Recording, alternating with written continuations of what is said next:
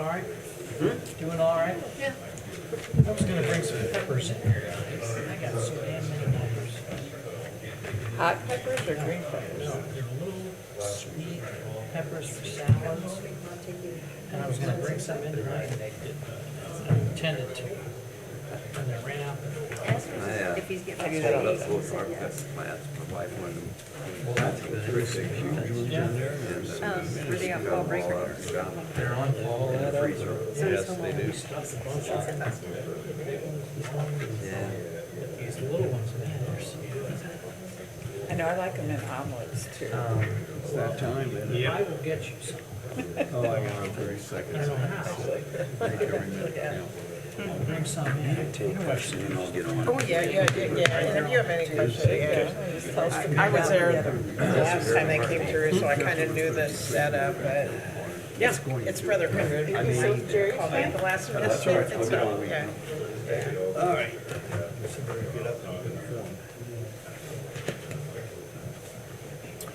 Good evening. I'll call the Warsaw Common Council meeting to order. We'll start off with the invocation by Diane Quantz. Thanks, Diane.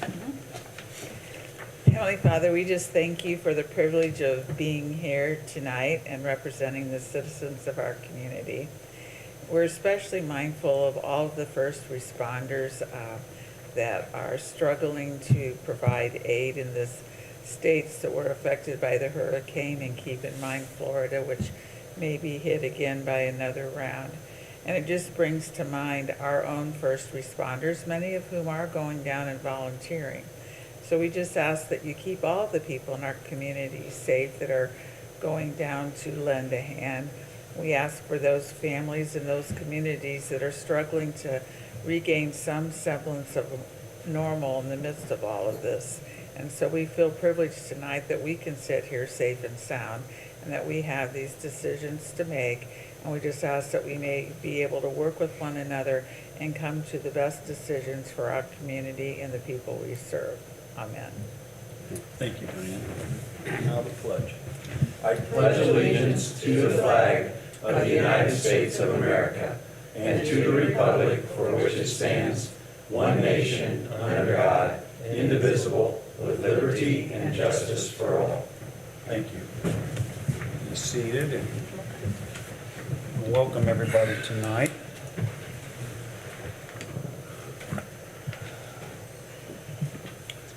We'll start off with the minutes from the 9/16 meeting.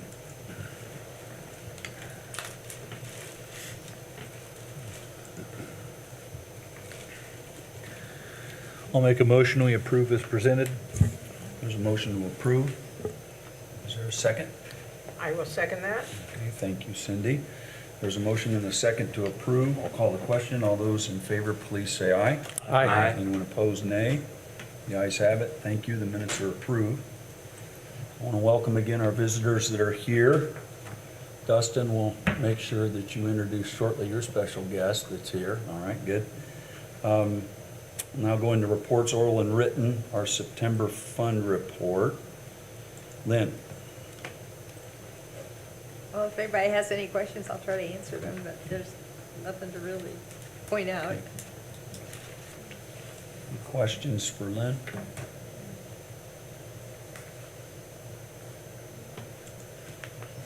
Okay, thank you for that.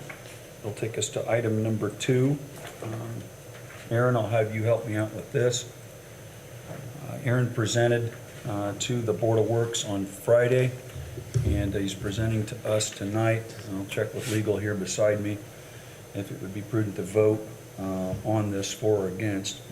It's connected to not just a major project that we have for City Hall, but it could potentially be future projects, and I'll let Aaron talk about that. Aaron, thanks for being here tonight to help us through this. Yes, thank you. Good evening. So I'm here to present to you for consideration a procurement method that is currently part of allowed by our state statute, but it's not part of the purchasing methods that we commonly use here at the city. And it's called Request for Proposals, or RFP for short. And what it is it's a method to procure a contractor or a vendor where it's not going to be a typical design, bid, and contract with the lowest bidder scenario. It allows us, and on the back side of the memo there, it allows us to define other criteria that might be important for the selection of a contractor for a unique project type that we feel we might be able to get the better contractor through a method such as this. For example, project we're looking at here with City Hall that we think it would apply well to is the HVAC replacement project. It's a project where to go out for a traditional bid process and hire a contractor, we'd have to put together a package of detailed specifications that tell the contractor how we would want them to accomplish a project, and then they would bid accordingly on what we ask them for. Whereas in a request for proposal scenario, we can solicit their opinion and ideas on the mobilization method and how they would approach the project to ensure that City Hall operates as usual throughout the whole process without disruptions. And we can define, and what their timelines that they might propose to be, rather than us saying, trying to think about how it's going to be. But the experts who do this kind of work can lend their expertise to the process, and we can select with the criteria that we're currently working out what it might be. It would be things like what's your project approach, what's your schedule, what's your experience doing something similar to this, as well as cost. Cost will still be a factor that is considered in the process. It's not that much different than one of the unique methods we've done for the it's called Build, Operate, Transfer that we did for the Parks building, and we're looking at with the Public Works building, where instead of designing a project and taking it out and getting pricing, we want to solicit the input from the experts who do this kind of work and be able to select with a spectrum of criteria. One of the neat things that we get to is we get to interact with the potential offerers and hear their ideas, and I don't want to use the word negotiate, but they can inform us of what they think we should know and what we should be considering as well, and we can make sure to then share that with all the other potential offerers that this is what we're looking for. And it's a fair, equal opportunity process, just like anything needs to be. It just gives us the ability to have a contractor that we think is best for that specific situation. Thanks, Aaron. What gets my attention in this memo is the last paragraph. All the work that has gone into play by him. Lynn has been very helpful. Scott in my office, we met for a few minutes today. We believe this is a tool that could really help us find the best contractor, the last sentence of the second to last paragraph, for a project like this, but it could also be other things as well in the future. Scott, do you have any comments? Well, I think that Aaron's done a really, really good job. We know that the state legislature has moved towards other ways to procure benefits and vendors and supplies. We did the buy, operate, transfer thing with the Parks Department, and that was, I think, really successful. I think this is, as Aaron said, for certain projects, let our vendors and our suppliers who have the expertise tell us how they can best help us with the problems that we have. So I think it's really creative, it's allowed, it's necessary, they're doing it across the state. And I think it's going to be really good for not just this HVAC project, but many other projects that utilize the benefits of our vendors and let them tell us what they can do, and also allows us to take apparently the best parts of each people's offers of what they can do and discuss those amongst the vendors to see if we can come up with the best project possible. So I think it was a really good job of Aaron to have this done. And I think it should be approved from where I sit for not just HVAC, but for other future projects. Thanks, Scott. Thanks, Aaron. Are there any questions for Aaron or Scott, myself? Lanigan's been involved in this. Mike? I really like this idea. We all know that, when you put out specs and you look for the lowest bid isn't always the lowest bid. In the long run, it'll come back to bite you, and it may cost you a lot more. But my question is, and council referred to talking to different contractors. I don't see anything in here about, is there a specificity of how many contractors you have to talk to? Do you need to talk to 2 or 3 or 4, or is it just what you feel comfortable with? Or? It's publicly offered, so we would have to entertain fair opportunity for any vendor who is interested in providing a proposal Of course, to us. but so if 5 come forward, you're going to talk to 5. But if only 1 comes forward, that you can run with that 1. Yeah, Okay. we can legally, if only one offerer comes forward, and we like what they're offering, we can legally go ahead and negotiate directly with them on this, yes. Because of the types of projects we would use it on, I think, well, it could vary. There could be one where we could have a lot of interest on certain projects that we use this on, and that could be a good thing for us. It might put a burden on the team that has to review those proposals, but then again, I think in the end, that would likely turn out to be a good thing. The more qualified offerers that want to come do business with us, the better opportunity we have to get a good one for the work. Thank you. Aaron, I pretty much understand the differences, but I just want to make sure I'm correct. So traditionally, we put out the specifications, and they come up with a price to meet those specifications. Is that correct? Yes. That's how we've always done it. So in this situation, if I understand it correctly, we will tell them, this is a good example, we want the HVAC to work. You tell us how you're going to fix it and what it's going to cost. Is that a good summary? Yeah, that's as correct and simple as I it just can wanna make get. sure I understand But we the do have to differences. define what we're going to look for in a proposal for them to respond to that proposal, but correct. Yeah. Thank you. Aaron, as I was reading over this, I'll propose something to you, and you tell me if I'm right. It seems like something like an RFP would, the advantage for us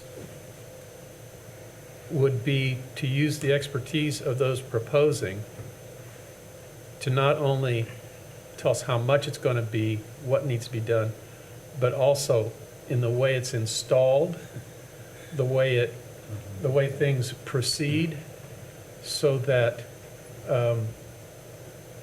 we're not down. Exactly. That's going to be, in this instance that we're looking to use it for, that's going to be one of the most significant criteria And we're I- looking for, is how they're going to go about phasing in the replacement of the system while we're still operating at, full, with minimal to no disruption will probably be the proper term. There, there will be a level of inconvenience, but we're going to balance the least of it based on somebody who, and they're going to give us a written proposal, and then we'll have a conversation with them to clarify and ask questions about exactly how they're And going to each go. proposal may have a different approach to how they're going to install it, how they're going to do it, and we can work that out with them, or they can That is come up with a correct. better method. That's all correct. part of it. Because in simple terms, we pretty much know what we need to replace. I mean, there might be a Right. different brand of equipment or something, but the equipment we need is pretty well set. How Right. they're going to come install it and and keep us all working while they're doing that. I can think of just one other local project here recently that it wasn't one of ours, but when Winona put in that roundabout, that was it appeared anyhow to me to be almost flawless, the way they were able to keep traffic flowing, and yet they were able to do pretty major work down there. I don't know how they got it done, if it was through a method like this or what, but that's what I see this as being able to. I agree, To Jack, address. and a traditional infrastructure project, we aren't really looking that way that strongly yet, but a project that where the key is how are you gonna keep the traffic going a lot, and the engineers a lot of times can figure that out, but the engineers that sit in the office and don't build roads or build roundabouts think, well, this is a good way to do it, but that might cost hundreds of thousands of dollars more than Yeah, we're what doing they're. it the old-fashioned way. Yeah. We tell them how we want it done, and then when it can't be done that way, and they weren't able to really tell us how it should be done in the first place, then it costs us a lot more money. I'm guessing. Sometimes what the end product is going to be the same, but what avenue you go to get from A to B is significant in cost and in other incidental. Yeah, today when I met with Aaron, I mean, the timing of it too is very important. How long will it take? How quickly can somebody get started? Cost obviously will be a big factor, but so are all these issues. And like I've talked to you, Jack, as the president, and several others, we have ARPA dollars that you guys have targeted. There's a timeline on that. So it's all of this we need to consider, and this method will give us those opportunities to work through all of that for the good, to find the best contractor and for the good of this specific project and maybe others in the future. So something I really liked when we talked about this at Board of Works was the second paragraph, the last 3 words, similar project experience. So that we can find out where they've worked before, we can check with those places and see, if they were satisfied with the work, we can find out how the process really went. And I know sometimes when we open bids at the Board of Works, we'll get one from somebody that nobody's heard of before, and we don't know how reliable they are, or what kind of work they do, or, anything like that, but they might come in as the lowest bid, so legally, you would be obligated, if they met all the specifications, to award it. And so in this case, we have, that option to consider their similar project experience when we go to do something like this. Well, I can see the benefit of it from having written 30 and 40 pages of specs to purchase ambulances, where we were very, very specific and right away ruled out some vendors who probably had a very quality product, but just because they did something differently than what our specs said, we couldn't consider them. So I really think this is a good thing. Yeah, sometimes we don't know the corner we're painting ourselves into, do we? Right. Any other comments or questions for Aaron or any of us? And again, like Scott said, I really appreciate Aaron's work on this. He's time crunch, and you've been really working at it and communicating with us, and I want to thank you for all of this, Aaron. So be clear, what Aaron's asking for tonight is a vote from this council to approve under Indiana Code 5-22-9, allowing our purchasing agent to award a contract through a request for proposal procedure instead of competitive bidding. So we need you all to vote, if you would, for the rule that allows us to do that, as opposed to what we've previously been only allowed to do is allow competitive bidding.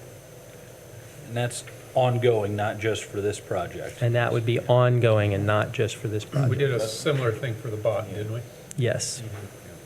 But this obviously is the reason for it, and with Aaron's leadership, we've decided that this needs to be presented to you, and we need to ask for. Yeah, a the vote on statute this. suggests if it's not in your basic purchasing policies, you would want to get documented that you've been approved to utilize the purchase process. Board of Works did vote in favor, 3-0 vote on Friday.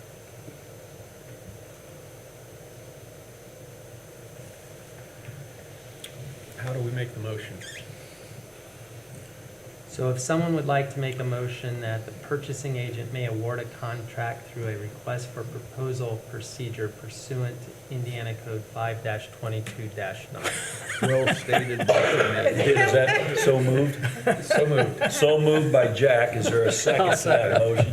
Mike, thank you. It's always good to have Scott around. Good. Did you There's get a that, motion Lynn? and a second. No. Any further discussion or questions? Thanks again, Aaron. Thank you. So I'll call- Jack, you made that motion. I made the motion. Yeah, Yep, and the one Mike- that he spit it out. Mike made the second. Okay. Couldn't let that one pass, could we? No, never get that out again. Never say that. I won't use those words in the minutes. Yeah. I'll call for the vote. All those in favor, please say aye. Aye. Anyone opposed, please say nay. The ayes have it. Thank you, Aaron. Yeah, thank you. It's always nice to have more than one tool in the toolbox. Oh, And that's all this does. Just think if we could have used that when we remodeled this building. Lynn? Yeah. Lynn? Just throwing it out there. Unfinished business, ordinance 2024-10-01. This is a second reading for the 2025 budget. Lynn, any comments here? No, nothing has changed since our last reading on it, and hopefully, with our business later, it'll help get us what we want.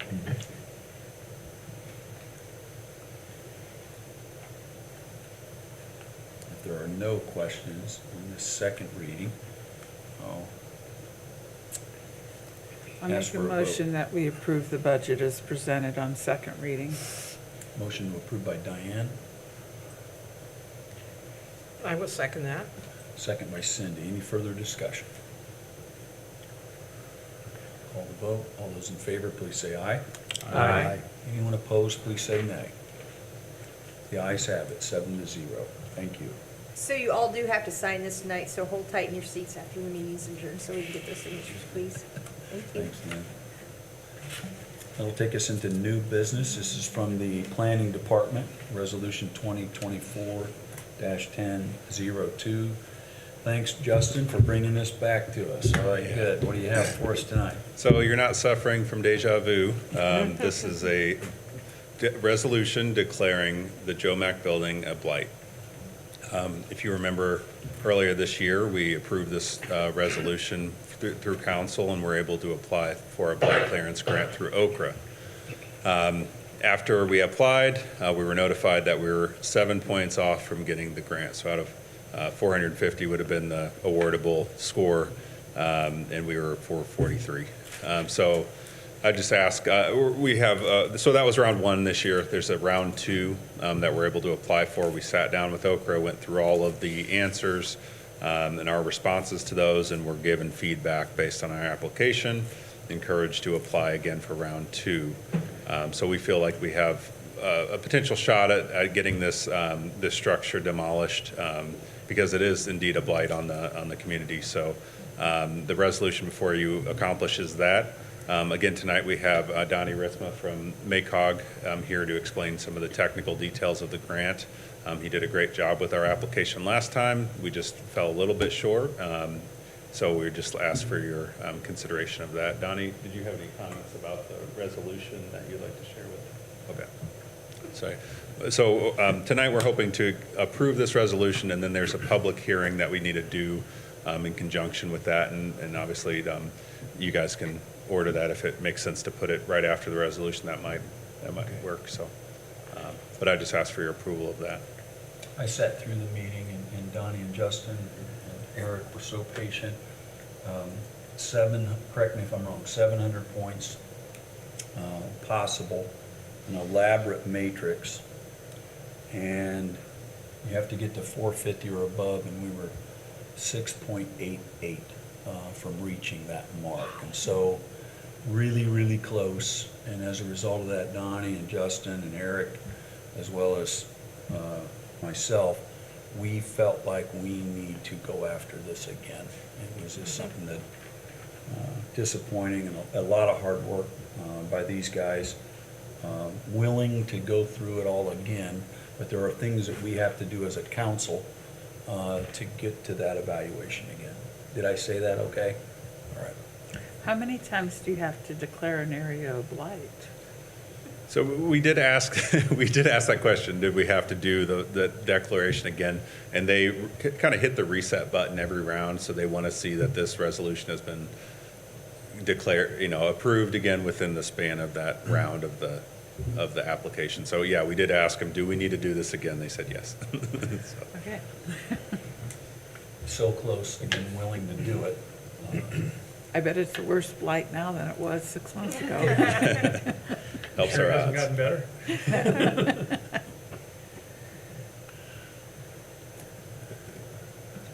So this is basically carbon copy of what we did earlier.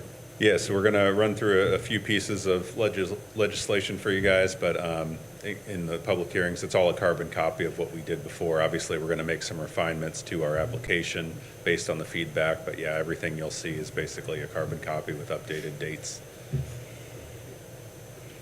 This is a resolution, Okay. and so you could act on it tonight So if let's- you want, and then we could have, you're saying tonight, if it's passed, that we could have, do we need to have a public hearing, or? Yeah, we'll have a public hearing portion. Donnie will introduce that and kind Okay. Yep.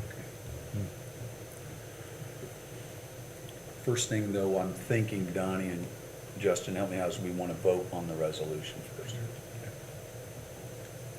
wanna bring it home? Okay. All right, I'll make a motion, we approve resolution 2024, 1007. 10:02, is that 02? 02. Is that correct? Oh, Then it's okay. it says it, it says 1007 on mine, so, I'm seeing- well, whatever the title is. It's 02. That's the one I'm Make sure going we get it for. right. I'm There's seeing actually two numbers on there. Yeah, I see that. 2024-1002. No, I see it now, yeah. Okay, 1002. there was an error. Yeah, the one you're approving is 02. Yeah, there was an error and they changed it back. I see the 7. So it is resolution 2024-1002? I will Correct. You second good? Yeah. Okay, good. Yeah. There's a motion and a second Josh's motion. to approve. Thank you, Josh and Mike. Any further discussion? All those in favor, please say aye. Aye. Anyone opposed, please say nay. The ayes have it. Thank you. At this time, you do want a public hearing? Okay. I'll ask anyone who would like to speak in favor of this resolution.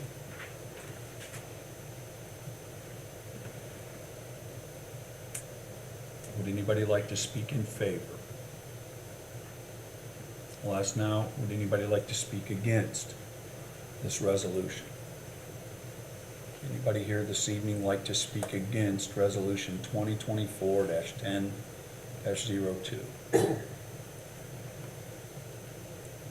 Okay, thank you. Donnie, any comments to help guide us, any points moving forward here? For the grant or the resolution? Both, really. Help us out, you did such a great job last time and traveled here, so I gotta get you up here to say something good. Thanks, man. Well, thank you. It was unfortunate to get those results from the grant reviewers, but we were very close, so we feel it would be kind of silly of us to not try again. So I think hopefully this time, I can't guarantee anything, but hopefully the next round we'll actually be successful. So for tonight, the public hearing portion for this grant, if you all recall, back in April when we held that first public hearing for it, there's 2 stages for a grant application process. We're in that first stage called a proposal for each, and then the final is the second stage. For each of those stages, we have to do at least 1 public hearing to give opportunity for residents within the community, not just the project area, to learn about the project and why we're applying for the grant. So we're sufficing for that first public hearing. Proposals in this stage are due by next Friday. They opened up about a month ago now. So our intent is, because we had such a close application, that much of the narrative we're gonna, in this proposal stage, resubmit with this new information for the public hearing. We did have to modify the budget slightly. So that will be a new updated criteria for this application. The resolution we'll have to redo like we just did. because it needs to be treated with the new application. The other thing that the grant reviewers suggested that we strongly emphasize and focus on was how this project impacted the community. So be it those who are within the immediate area of the project site, or if you can look at it, your service area is the city limit. So not just those living around the immediate area, but indirectly, any resident living within the city or business also are beneficiaries with the demolition of this project, because it's removing those blighted, unsafe conditions for everyone. So in the second state, if October 18th, next Friday, is when the proposal is due. Upon that time, grant reviewers from Okra will review our proposal. Our liaison will get back to us with a scheduled feedback session, again, much like if you remember back in May when that happened. They'll review what we submitted for the proposal, provide us areas that we could be tweaked, but ultimately what we're getting from that feedback session is the green light then to submit the final application. If we do get that green light, a final application is due to Okra December 20th. So we have a couple more months after we get that feedback session to get everything wrapped up. And there's a few other legislative things that we'll need to present to the council before that. We didn't want to do it tonight because we want to make sure we can get through the proposal first. So for the first public hearing, I do have a number. Is this okay if I run through what we need to go through? Okay. So goals and objectives for the blight clearance program. If you remember, I mentioned back in April, there's 3 national objectives. We have to hit at least one of those national objectives. The one that we are looking to achieve is the elimination or prevention of slum blight, and that was the premise for the needing of the resolution. The need for this project, it's a construction grant, and so what we're looking to do is fund for demolition of the blighted buildings located at the properties that Fellowship Mission owns at 1600 East Winona Avenue and 1624 East Winona Avenue. As Justin mentioned, and as you all know, it was originally owned by Jomek Products. They were a coated glove manufacturing business. Their operation ceased in the early 2000s, and it's been vacant since when ownership transitioned, a couple of years ago, with Cardinal Services being that first kind of owner. And then a year ago, in June 2023, Fellowship Missions took over the ownership from Cardinal Services. I will kind of other historical reasonings for the need.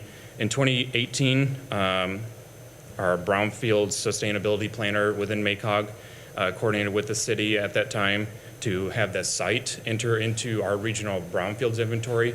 So basically this will kind of prime the site to be eligible for any future brownfield grant opportunities, be it through the Indiana Finance Authority, through the Brownfields Program, or IDEM, or EPA.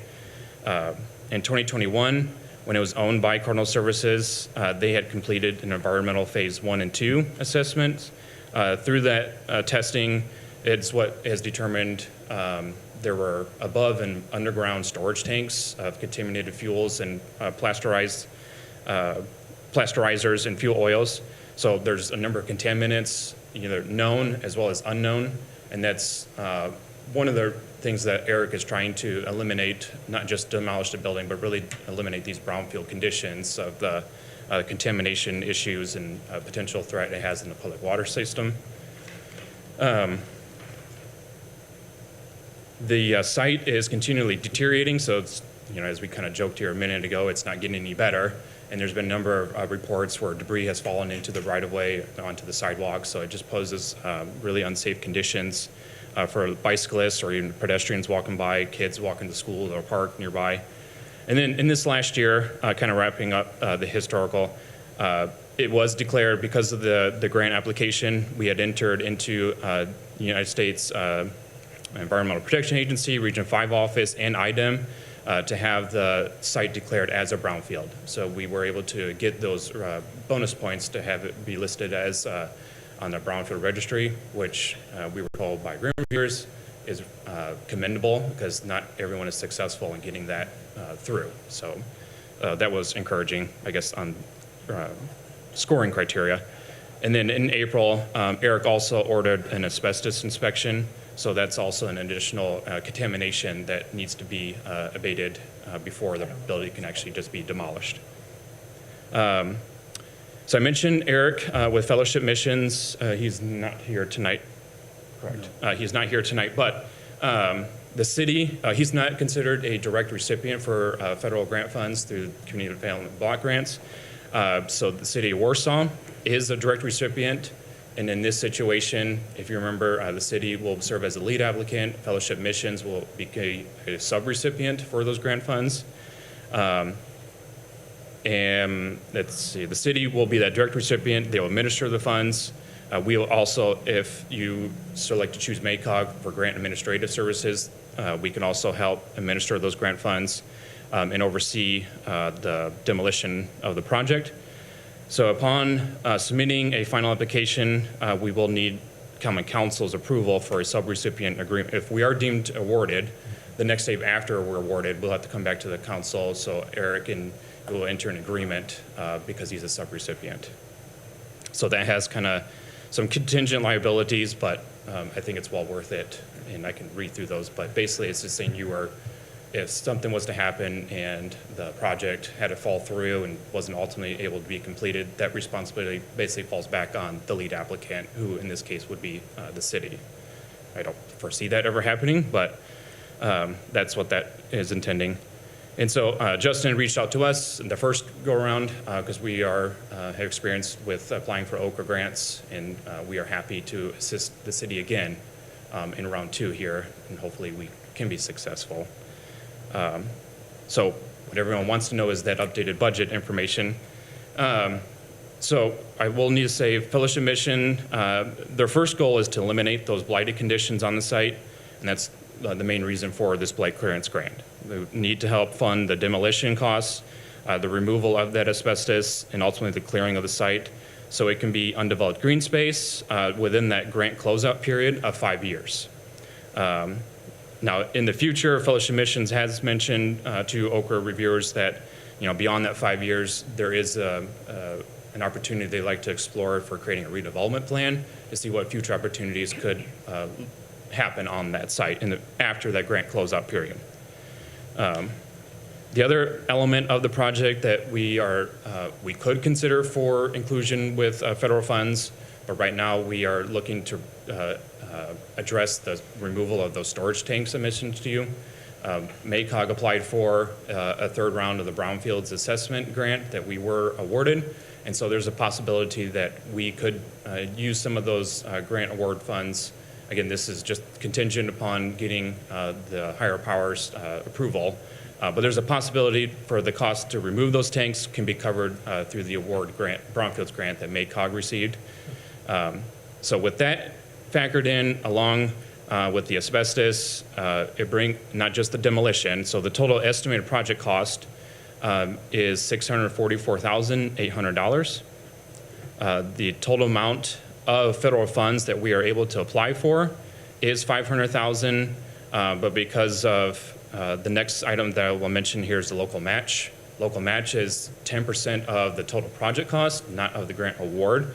So when we factor in 10% of $644,800, our local match, a minimum local match that we have to provide is $64,480.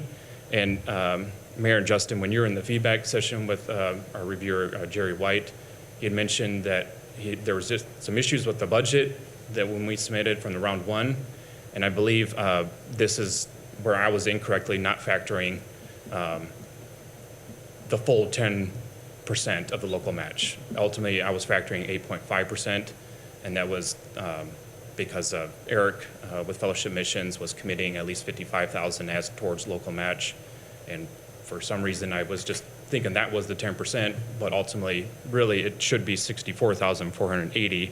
So there is a shortage of $9,480 that we'll need to explore how we're going to cover that $9,000 to reach that full minimum 10% mark that we have to cover. So I mentioned Fellowship Missions, they are committing at least $55,000 towards the local match. We were advised that we can consider and we should explore looking at in-kind contribution that can help towards that local match. So, Eric has some volunteer account work that can work towards that.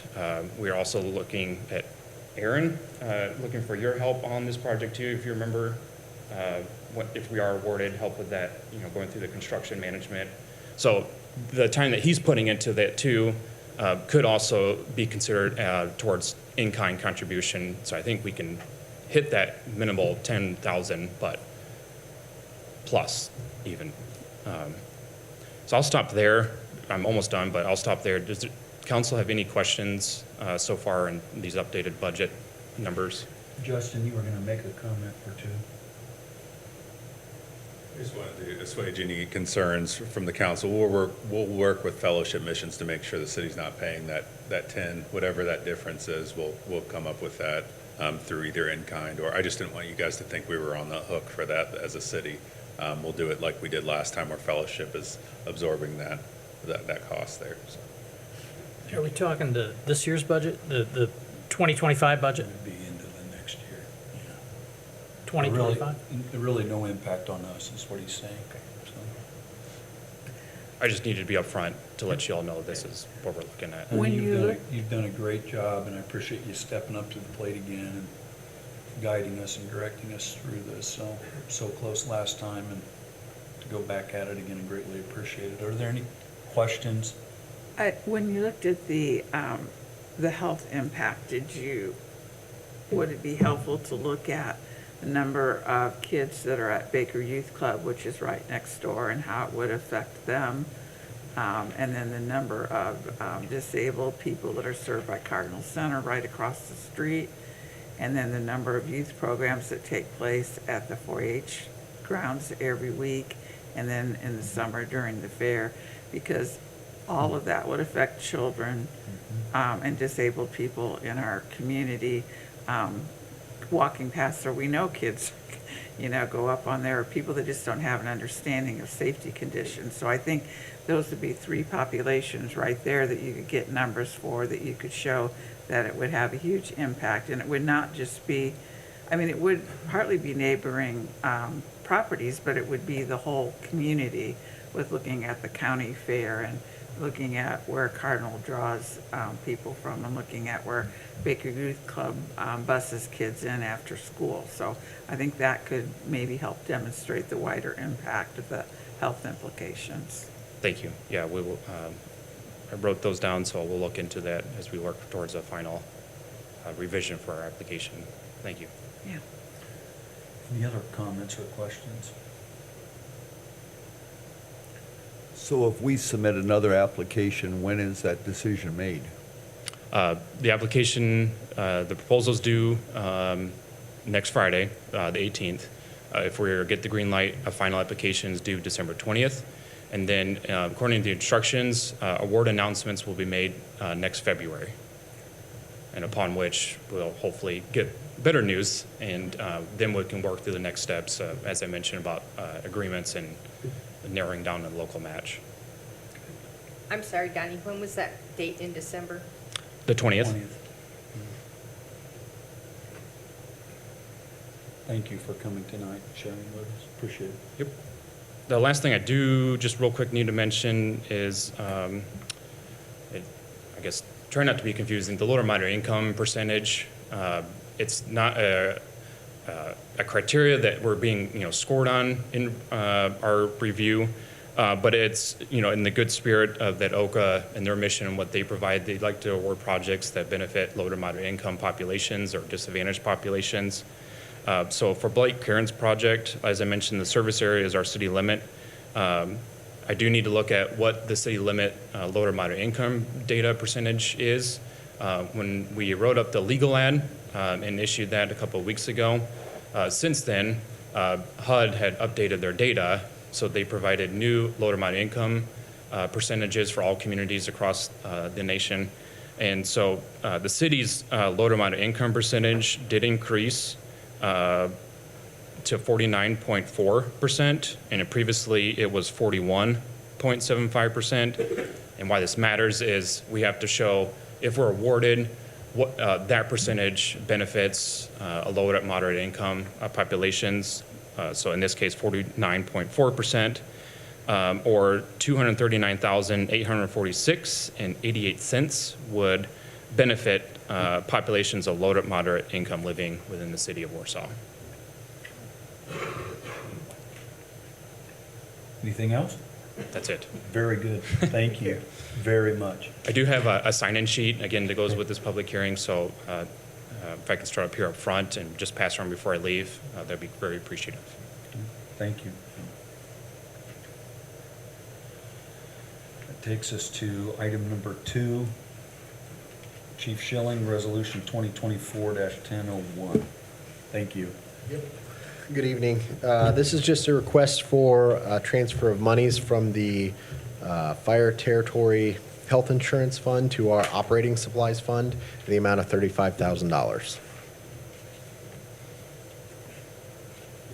The reason for this transfer is just to help cover the fuel costs for the rest of the year and then general operating costs at the Fire Territory.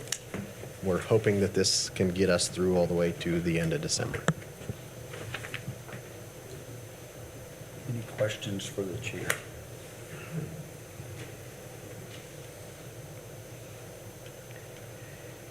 I would move to approve Resolution 2024-10-01. That's second. There's a motion and a second. That was by Mike. Thank you, Cindy and Mike. Any further comments, chief? Nope, just thanks to the clerk's office for helping me find some money. There you go. We're all learning, aren't we? Yes, we are. Good. All right, I'll call the question. All those in favor, please say aye. Aye. Anyone opposed, nay? The ayes have it. Thank you, chief. Thank you. Chief, Chief? one more thing. Jerry, you have something for the chief. Yes, I do. You know, I am active in the museum right across from the fire station there. Okay. And I was walking out of the house over there and looked up to see your flags. The American flag really looked great. The Indiana flag didn't look too good. So, I got a brand new Look flag at here. that. And I'd like to present that to you Okay. for the For the fire station. fire station over there. I will get that to Captain Zarian to hang up. Jerry, thank you. Yes, thank you. Very Appreciate good. it. You're welcome. All right. Doesn't have to Nice have job. operating supplies now. That'll save you some more money, There you Joel. go. You're loaded. Jerry, thanks. Yeah. Thanks, chief. Yeah, thank you. Street Department, Resolution 2024-1004. Dustin, thank you for your hard work. Tell us what you've been up to here. Thank you. So in front of you, I have a pretty detailed memo about what's going on. I think most of you can understand, but I'll go through quickly with that and then tell you kind of a quick little story on how we got there. So as everybody's aware, this past winter was a pretty light one. I think we ended up with 4 different snow events. We're usually in that 12 to 15 range. So we were able to save some significant amount of dollars from our street salaries appropriation due to the lack of overtime used for snow removal. So as Mayor Gross and I sat down, I believe it was on a Wednesday the first time, talking about what we wanted to do with these, what the street department wanted to do with these dollars. Met back with him on a Friday. Was still thinking with, Public Works Superintendent blinders on of exactly what was going to affect our department, how we wanted to do this. Started talking about some challenges of the city, both present and in the new future. And what we kind of came up with was we met back that Monday. It kind of drove me nuts all weekend of thinking what was going on. I think I texted the mayor on Sunday that I'll have 4 options for you Monday morning. So he wouldn't give me really much direction. It was kind of, Stacy probably thought there was a prize fight going on over there for a while, but we went back and forth and kind of came up with, in the end, on the 4 options of what the best scenario was, and for the community, citywide. So in front of you is the transfer resolution asking you to consider transferring $400,000 out of our street salaries budget, putting $250,000 set aside to remove the old pier at Center Lake. Funding for this project is not available currently. Probably would not be available for at least 12 to 18 months in order to do this. Again, without a light winter, these funds necessarily would not be available. So this still allows us to transfer the remaining $150,000 back into our pavement preservation program. We've been doing this since about 2016. We've had a great year with road construction and construction projects throughout this, the street department. Our crews have really excelled, really came a long way. I'm super, super proud of what they've been able to accomplish. So this, again, is a unique opportunity for all of us on something that's going to benefit the city for many years to come. And at least get something accomplished with these dollars that we had already planned on spending as well. So again, that Monday morning we came up with the options. I circled which one I thought that was the best, and he kind of gave me that same smile he's giving me now. Never would have given me a whole lot of direction, but in the end, I think this is the best opportunity. And if you have any questions, I think we can certainly go from there. Right now, we have it scheduled to be open bids November 1st. The DNR permit, to my knowledge, is still available through April of 2025.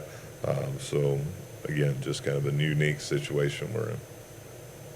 Obviously, I greatly appreciate what Dustin and the other department heads do.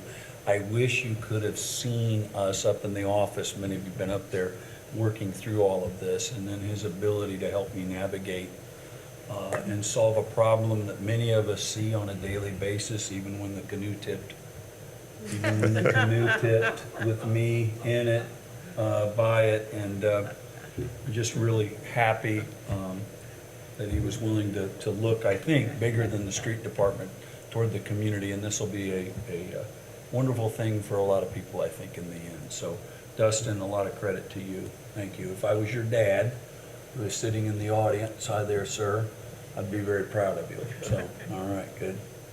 Any questions for Dustin on this request? So I got a call from the mayor in the middle of when I was in the Center Lake Pavilion with a lot of environmental experts that we were conducting water quality tests. And they were all asking me, when are you going to get that pier out of there? It's really affecting the water quality and the safety. You know, you had to close Center Lake Beach this year, and it's because of that pier. You know, plus you can have kids that are going to really hurt themselves on there. When are you going to get that out of there? Well, they were asking me all these questions, and I get this call, so I step aside and take the call, and it was about this. Hey, what would you think if we used this money for that pier? And I go, yes. There's a whole room of people here right now that are asking about the safety and the health of our community and how quickly we can get that out of there. So I immediately texted Dustin and said, thank you for being a team player and looking outside of the box to how we might use that.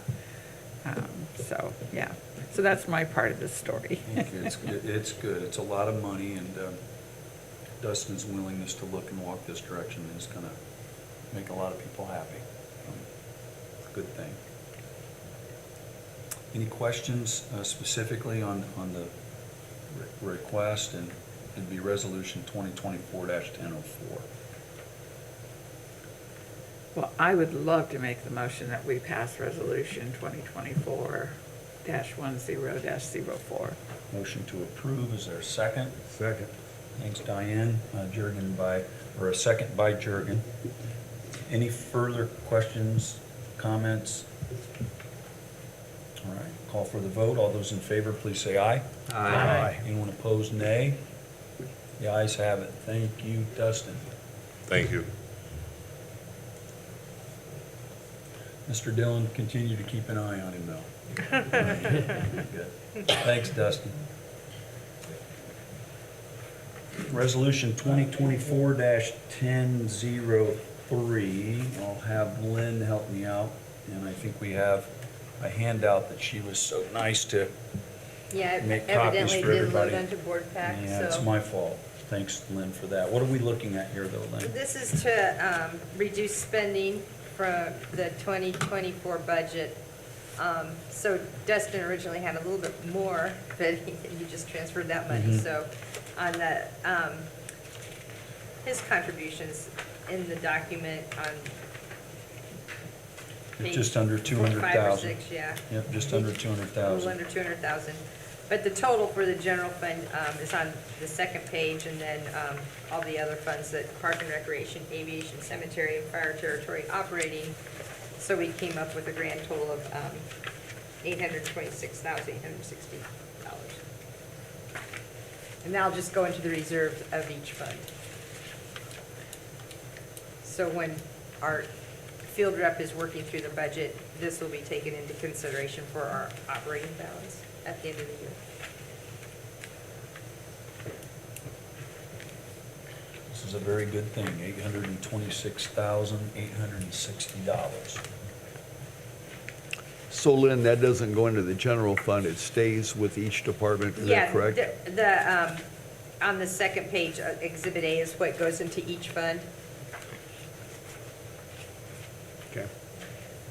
So if you remember right, like mayor's office, HR, my office, police, fire, or I'm sorry, police, street, building and plan. I'm forgetting somebody, are all in the general fund. Council, and then everybody else pretty much has their own fund. A lot of moving parts, but this is not only this year's budget, but it also can have an impact on how we look at the 2025 budget. And our tax rate.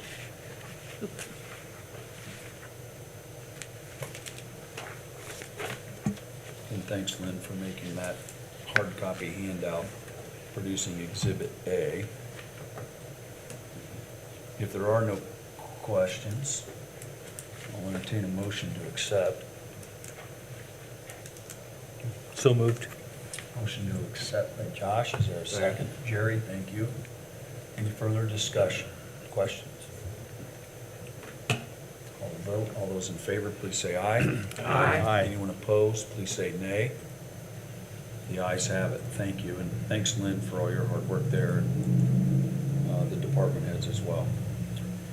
All right, Denny, we're gonna keep you up here for a while. Yes, sir. Agenda item number 5, ordinance 2024-1002, it's the general salary ordinance. Yes, this will be the general salary ordinance for 2025. Some of the highlights, 2.5% increase across the board to max salaries.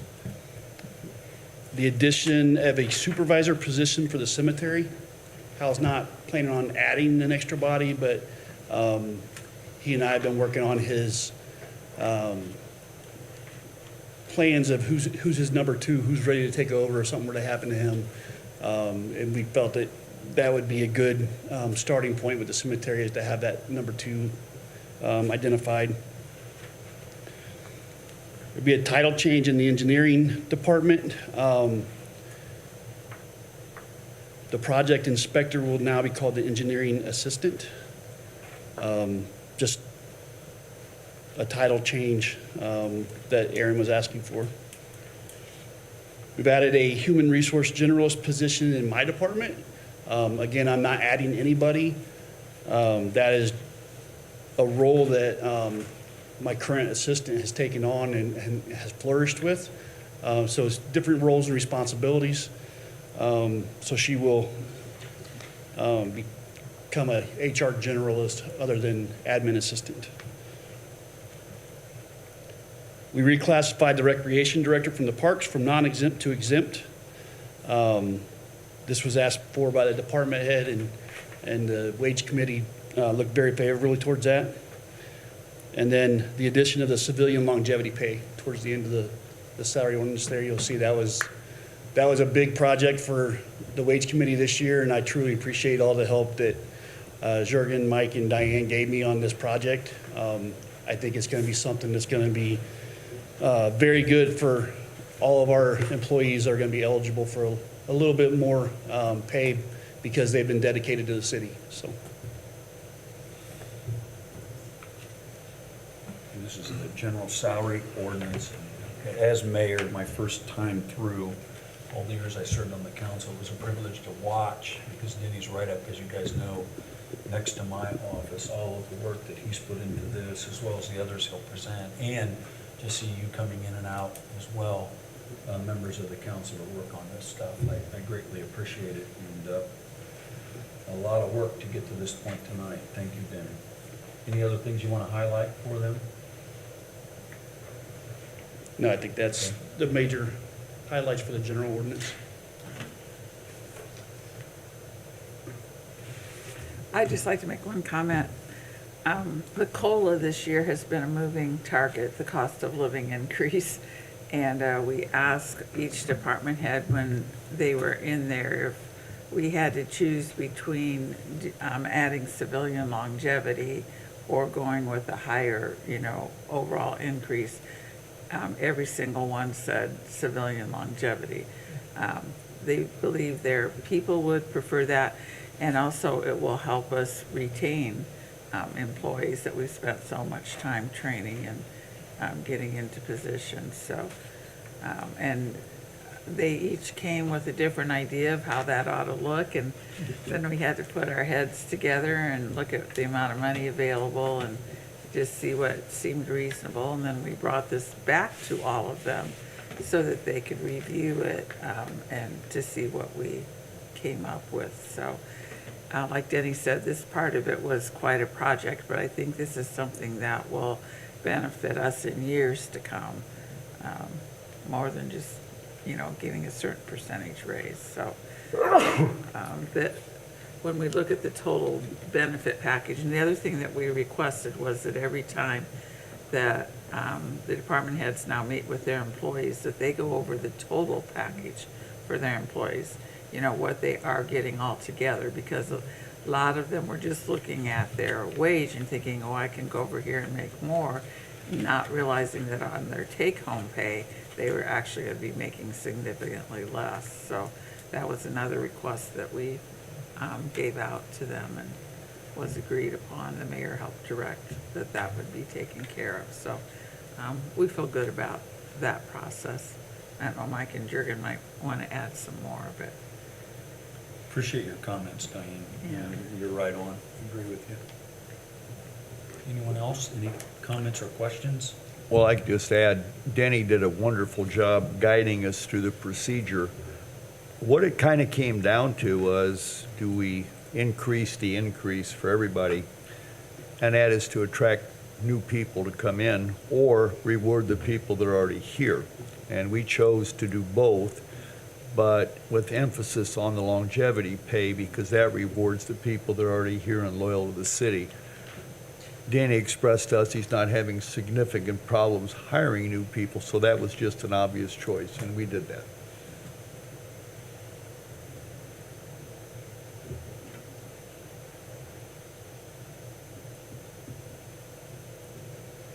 Any other comments?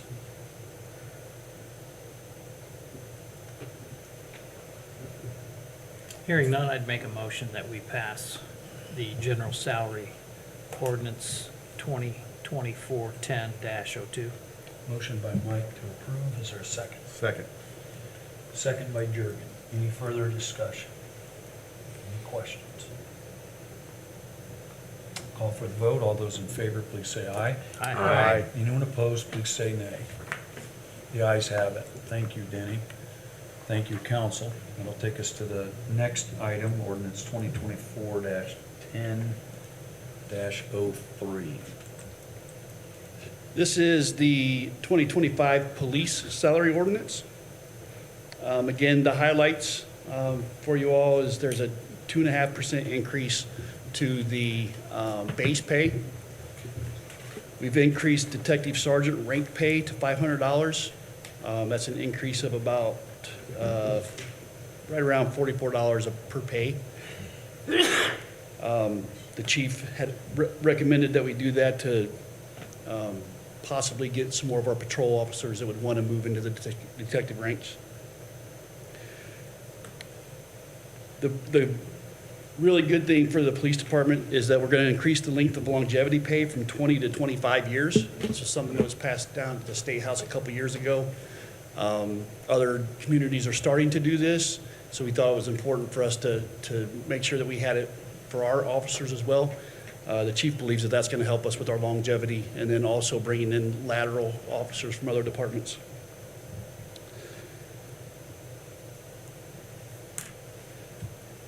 Prior, our salary ordinances have said that if we bring in a lateral transfer, that they were only eligible for up to 5 years of longevity.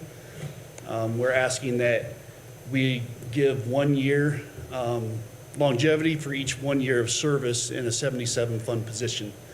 So to kind of explain it, if we had somebody transfer in that had 10 years of service in another 77 fund department, they would only be eligible for 5 years of longevity with us.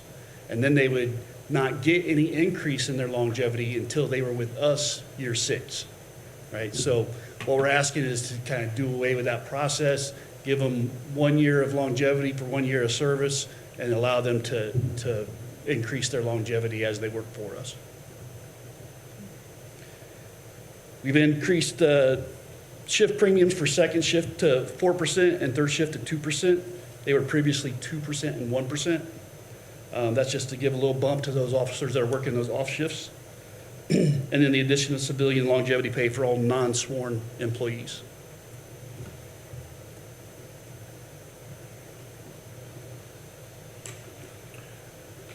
Get another reminder of all the work that Denny and Wage Committee, and in this case, the police department, their leadership have worked through, and FOP even had local leadership at comments. Yes. And a lot of work has been done for you to consider. I really appreciate the little synopsis that goes with each salary schedule because that really helps.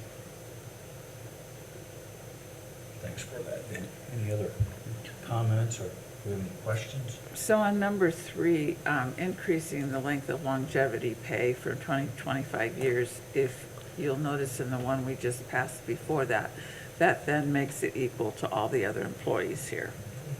Because that's on a 25-year schedule. And so, of course, they came in and wanted more money as far as starting off on the base when we gave the choice between do you want that or do you want it in longevity? It was longevity, if you would increase that for 5 years. The other hope is, too, that we have some very good officers that then are leaving for private positions after 20 years because they still have a whole career ahead of them. And then if they would stay for 25, they might even be apt to stay for longer than that. So that was our reasoning in doing that.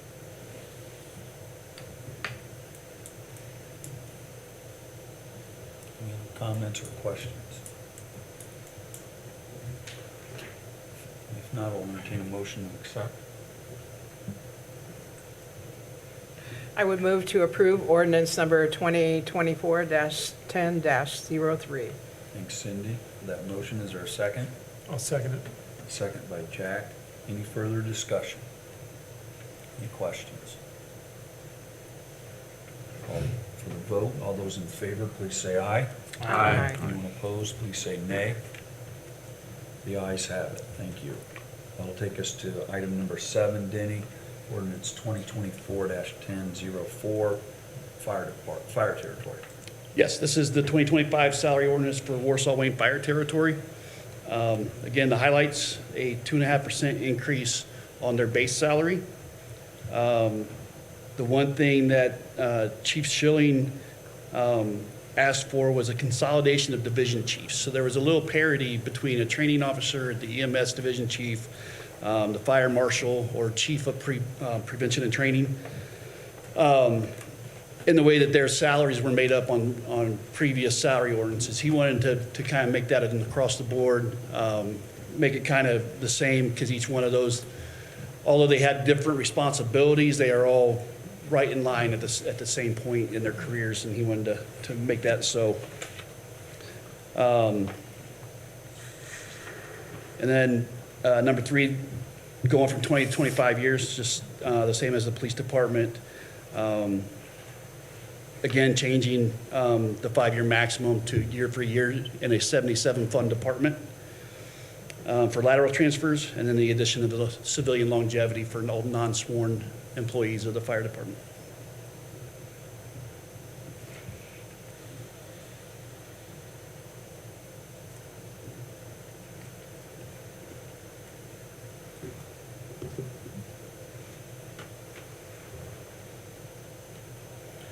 Any questions for Denny? entertain a motion to accept. I move we accept ordinance 2024-1004. There's a motion to approve. Is there a second? I'll second. There's a second. Motion by Jack and a second by Josh. Any further discussion? Call for the vote. All those in favor, please say aye. Aye. Anyone opposed, please say nay. The ayes have it. Thank you. Danny, elected officials. Yes, sir. Ordinance number 2024-10-05, the 2025 elected salary ordinance. The only change on this salary ordinance is a 2.5% increase across the board. So sorry, guys, we're not eligible for longevity pay.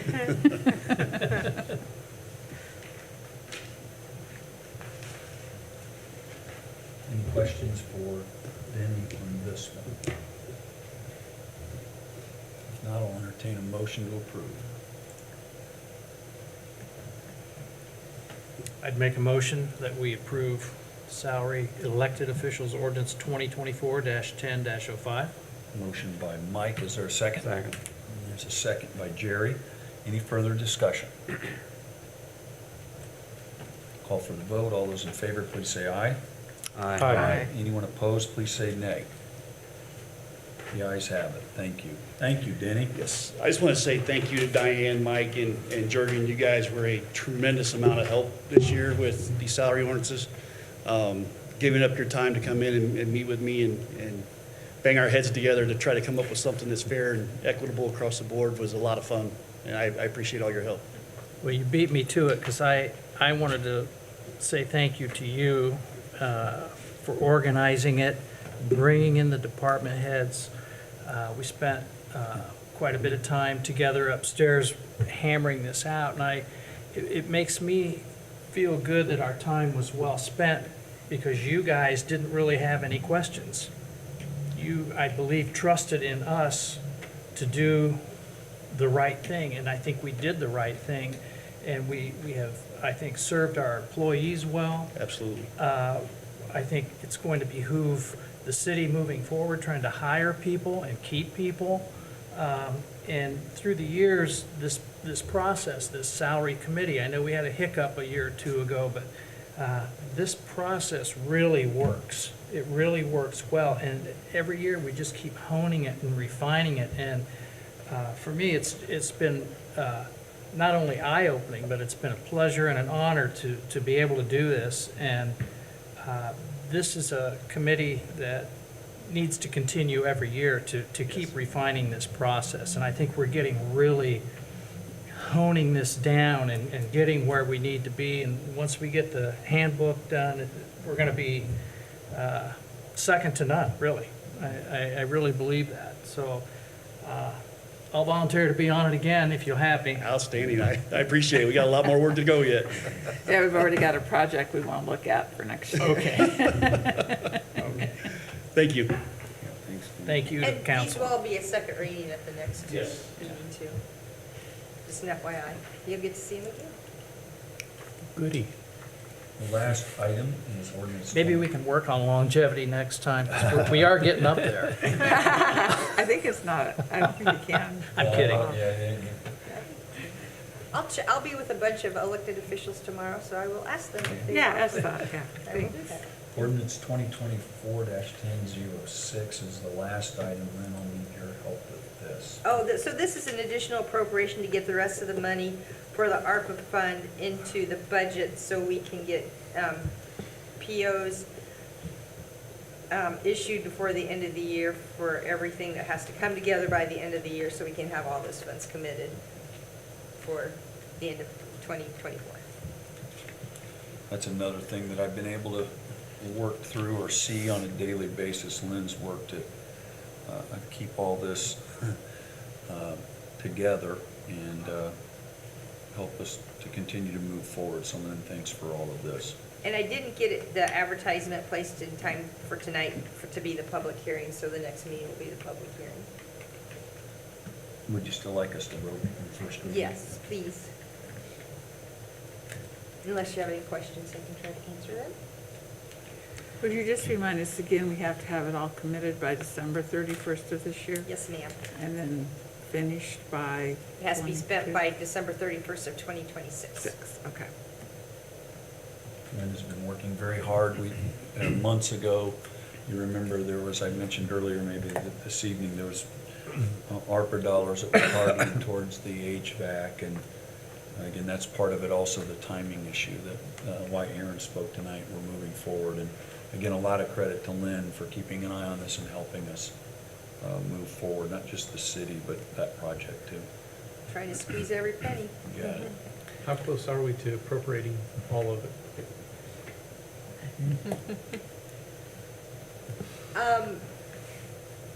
Other than the HVAC and getting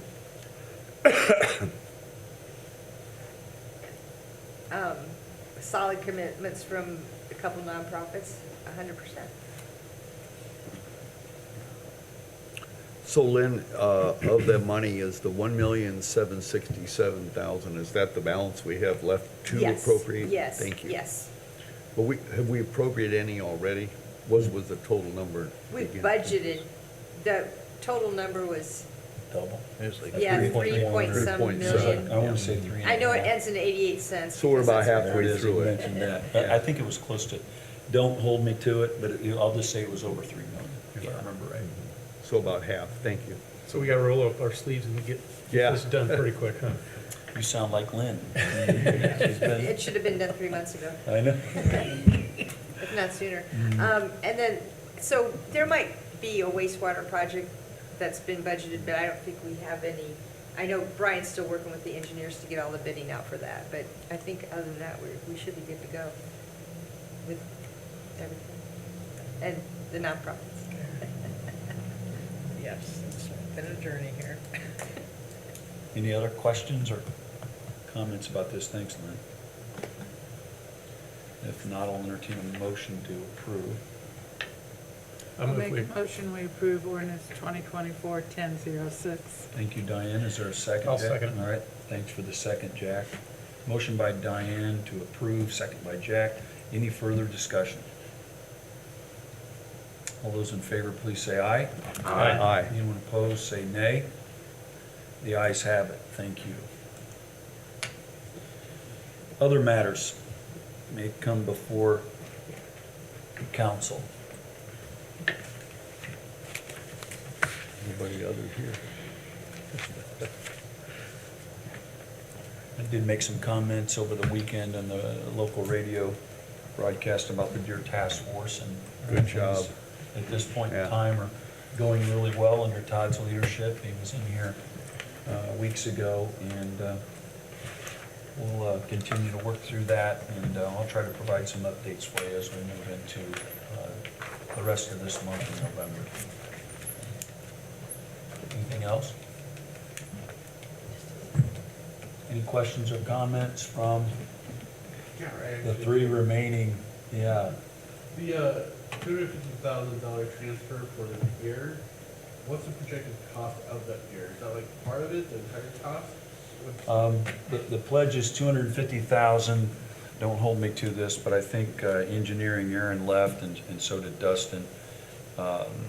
The estimate was much higher than this several years ago, but the engineering is saying just over $200,000 for removal of that pier, and so Dustin pledging up to 250, which we're hoping that we can keep it under that. You know, he's looking. He wants a lot of that money for asphalt too, so he's has his eyes on the streets, and again, so gracious to move up to 250,000 for the pier. So we're hoping it'll be under that amount. So I was gonna ask you too, but you left, so.